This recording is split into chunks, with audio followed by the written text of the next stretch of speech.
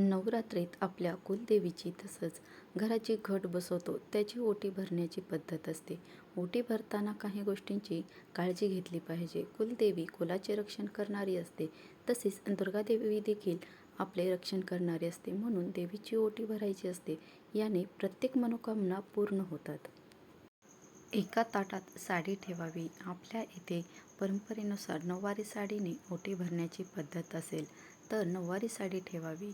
देवीला अर्पण करावयाची साडी सुती किंवा रेशमी असावी, कारण या धाग्यांमध्ये देवतेकडून येणाऱ्या सात्विक लहरी ग्रहण करण्याची व धरून ठेवण्याची क्षमता इतर धाग्यांच्या तुलनेत अधिक असते.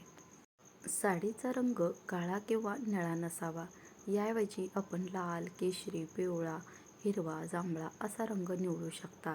एका ताटात साडी ठेवून तिच्यावर खण, ज्यांचा रंग देखील शुभ असावा असा लाल, सोनेरी किंवा इतर, तसंच संपूर्ण पाण्याने भरलेला नारळ किंवा अखंड सुपारी किंवा अखंड खोबऱ्याची वाटी ठेवावी. हळदी कुंकू, हळकुंड, हिरव्या बांगड्या, हार, गजरा, तांदूळ आणि खडीसाखर देखील असावी. अनेक लोक 5 वाण ठेवतात, ज्यात हळकुंड, सुपारी, खारीक, बदाम आणि श्रीफळ याचा समावेश असतो. नारळाची शेंडी देवीच्या दिशेने असावी. ओटीत पानाचा विडा ठेवणे देखील महत्त्वाचं आहे. याला तांबूळ असं म्हणतात. यात सुपारी, तंबाखू नसावा. नंतर ताटातील या सर्व वस्तू हाताच्या उंजळीत घेतल्यावर त्या स्वतःच्या छातीसमोर येतील अशा पद्धतीने देवीसमोर उभे राहावे. देवीकडून चैतन्य मिळावे आणि आपली आध्यात्मिक उन्नती व्हावी अशी देवीला भावपूर्ण प्रार्थना करावी. ओटीचे साहित्य देवीच्या चरणी अर्पण केल्यानंतर ओटीच्या साहित्यावर तांदूळ व्हावेत.